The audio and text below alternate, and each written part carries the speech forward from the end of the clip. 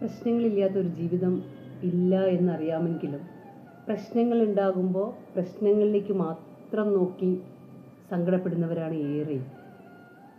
പ്രശ്നങ്ങളുണ്ടാകുമ്പോൾ പ്രശ്നങ്ങളിലേക്ക് നോക്കി കരയാതെ, അതിനെക്കുറിച്ച് വ്യാകുലപ്പെടാതെ അതിൻ്റെ പരിഹാര മാർഗങ്ങളിലേക്ക് പോകാനുള്ള മനസ്സിൻ്റെ ബോധം നമുക്കുണ്ടാവണം.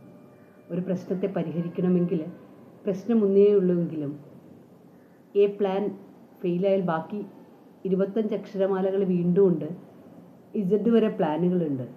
അതിനെ ഓരോന്നോരോന്നായിട്ട് പ്രാക്ടീസ് ചെയ്യാനും അതിൻ്റെ റിസൾട്ട് എന്താണെന്ന് നോക്കാനുമുള്ളൊരു ക്ഷമ നാം സൂക്ഷിക്കേണ്ടതുണ്ട്. പ്രശ്നങ്ങളിലേക്ക് നോക്കി തന്നെ ഇരുന്നു കഴിഞ്ഞാൽ പരിഹാര മാർഗങ്ങളിലേക്ക് പോകാനുള്ള എല്ലാ മാർഗങ്ങളും അടച്ചുകൊണ്ട് നമ്മുടെ ഇമോഷണൽ ബ്രെയിൻ, വൈകാരികമായിട്ടുള്ള ബുദ്ധി വളരെ ആക്റ്റീവാകും.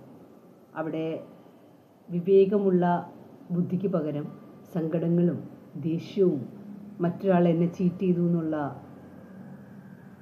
മോശം ഫീലിങ്സും മറ്റുള്ളവരോടുള്ള വൈരാഗ്യ ബുദ്ധിയും പ്രതികാരവും ഒക്കെ ആയിരിക്കും നമ്മളെ മുന്നോട്ട് കൊണ്ടുപോവുക.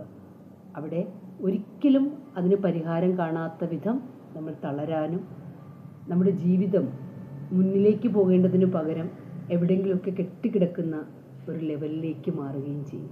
അതുകൊണ്ട് തന്നെ എന്ത് പ്രശ്നങ്ങളും വന്നോട്ടെ, എത്ര മോശം ജീവിതാവസ്ഥകളും വന്നോട്ടെ, അതിൻ്റെ പരിഹാര മാർഗങ്ങളെക്കുറിച്ച് വേണം നമ്മൾ ആദ്യം ആരായാൻ. ഓരോ പ്രശ്നങ്ങളും സോൾവ് ചെയ്തുകൊണ്ട് മുന്നോട്ട് പോകുമ്പോൾ ജീവിതം രസകരമായിട്ടുള്ള ബുദ്ധിപരമായിട്ടുള്ള ഒരു നീക്കമാണ് എന്ന് തിരിച്ചറിയാൻ സാധിക്കും.